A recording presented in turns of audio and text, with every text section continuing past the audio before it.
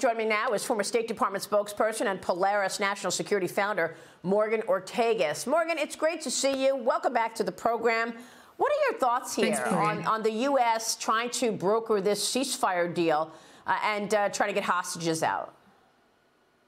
You know, it's unfortunate for the families of the hostages, Maria, that this is so public, especially we're hearing reports from credible outlets, you know, Washington Post, Axios, and others saying that the deal is imminent, but then the White House sort of has to walk it back. And that's dangerous for the families because it obviously gives them hope that they're going to see their children, the elderly, their loved ones. I mean, we have to remember that these hostages, some of them are babies, some of them are 3-year-olds, the same age as my daughter. And so we know that these parents are clinging and holding on to hope that they're going to see their children again. I would tell you, Maria, I am a little concerned about this White House being a part of the negotiations. Of course, they have to be because there are Americans that are among the hostages or really among the human shields, as Hamas likes to use them. Remember, this is the same administration, Maria, that gave Iran $6 billion for hostages just a few months ago on the anniversary of 9/11. Yeah, that's exactly right. So what do you think about the response to Iran? Because, you know, this White House has been hard-pressed to connect the dots to Iran. And we know that Iran is backing the Houthi rebels. They seized an Israeli-linked cargo ship in the Red Sea yesterday, taking over 24 crew members hostage. Iranian-backed proxy forces also attacking U.S. military bases in Iraq and Syria at least 61 times, Morgan, since October 17th.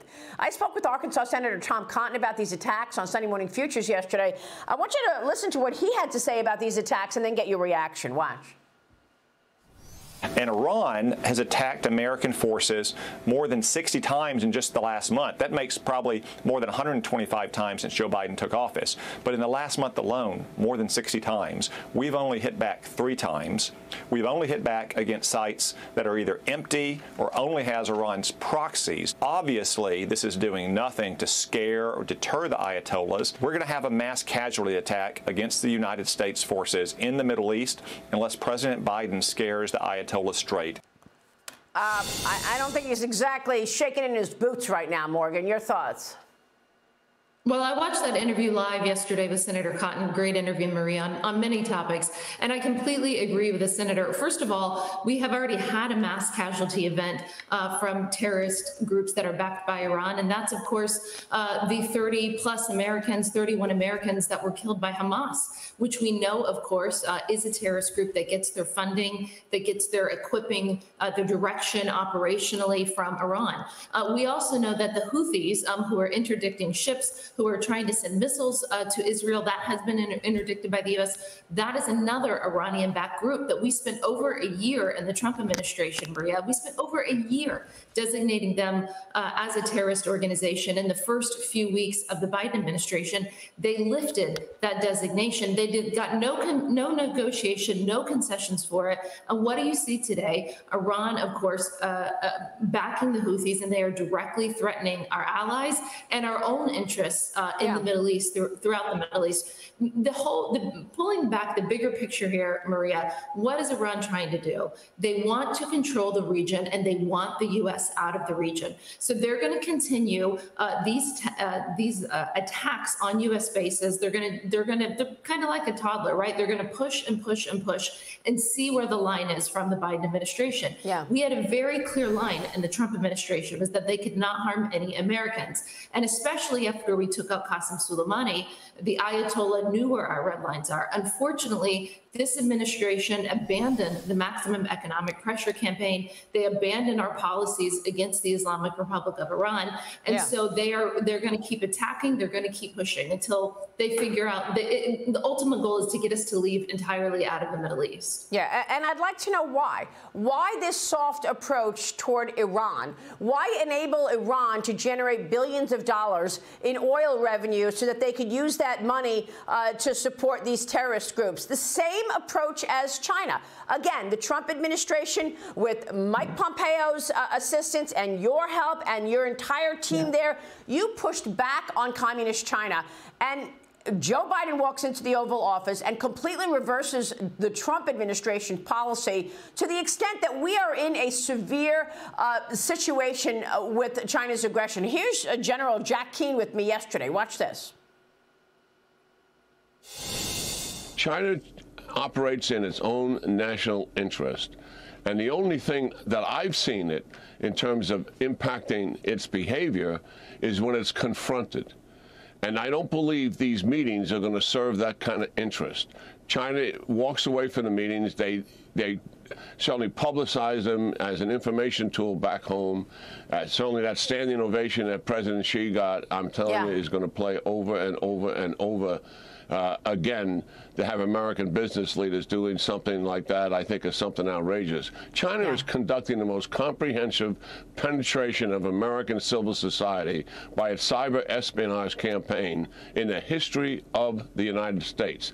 I read in between the lines, and I think the FBI in China counter it is somewhat overwhelmed. They're not saying that, but I believe that's probably where we truly are. Unbelievable comments from Jack Keane, Morgan. The most comprehensive penetration of America in terms of surveillance anybody has ever seen. Yeah, there's so much to unpack there what General Keane said. I agree with him. The bottom line on these meetings in San Francisco, the APEC meetings, is did Xi Jinping leave those meetings more deterred or less deterred from invading Taiwan? That's the bottom. We can talk about all the pomp and circumstance and everything that happened. But if he did not leave deterred and thinking, you know what, America does have resolve, they're going to fight me if I take Taiwan, then the meetings were failures, in my opinion. All you have to do is go look at the readouts from the Chinese side, look at what Xi Jinping says to his people, to his domestic audience, and they are doubling and tripling down on Taiwan, Maria. So I think clearly they have not been deterred yet. I might add, by the way, such an important point that you and General Keane brought up about the American business leaders giving Xi Jinping a standing ovation. It's one of the most disgraceful things I've seen from American business. This is a man who both Trump and Biden don't agree on a lot. One thing that they both agree on is that there's an ongoing genocide in Xinjiang, in China, against the Muslim Uyghurs. And so they gave a standing ovation to a man who is complicit, as declared by both Trump and Biden, in genocide. And it was one of the most shameful days for American business that I've seen in a long time. And frankly, there were enablers during Nazi Germany as well. We're seeing an enabling go underway. And Jack Keane just said it. You're going to see that video of these American CEOs giving him a standing ovation everywhere. They're going to use it for propaganda.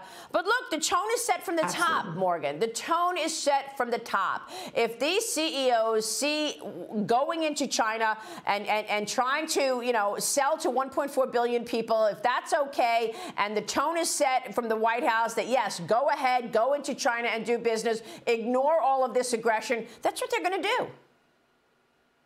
Well, yeah, it's hard to ignore it when the president's own family has been complicit for years in doing business with China, and especially made a lot of money whenever Biden was vice president.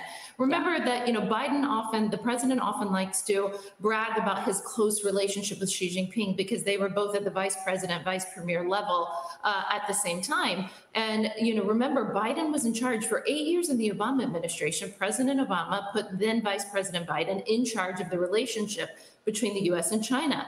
And he spent a lot of time being wined and dined by the Chinese. Everything that Xi Jinping promised Obama in the Rose Garden, in that Rose Garden ceremony, I think it was 2015, they have backslid on. So they haven't been able to keep their promises. They understand all of these people that are in the Biden administration now were their same interlocutors in the Obama administration. And they certainly understand what they can get away with. So I think what President Biden and his team are trying to do is the same thing that they did with Putin as it relates to the Ukraine. It's the same thing that they've done with Iran. This is not something new. They don't want things to escalate. So, Maria, in order for things not to escalate, they think that they have to appease, that they have to pacify, that they have to talk sweetly to these people, and somehow that will stop escalation. I think they're actually begging for more war by these actions. Well, there's that, and there's also the possibility that he's just compromised. Morgan, such a smart conversation with you, and I so appreciate your time this morning. Thank you so much.